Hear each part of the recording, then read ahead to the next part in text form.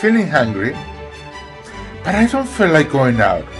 Oh, maybe I have some leftovers from yesterday. Let's see what we have here. That still looks edible. Leftover chicken. And some strange looking gravy. Not bad. Let's chop the chicken and lick the bones. Nice, like a little antipasto.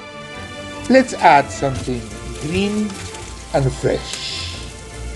In the back of the fridge, I found an open bottle of rosé wine. Let that alcohol evaporate. Boil some pasta. And now it's time to use that strange looking gravy. Let's add some pasta water to dissolve it. This is coming up together. Let's try.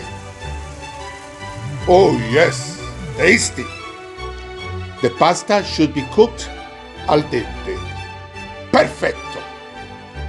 And now let's put them together. Look at this, some old Parmesan, at least it's not moldy.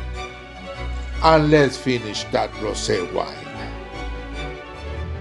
It's time to tuck in.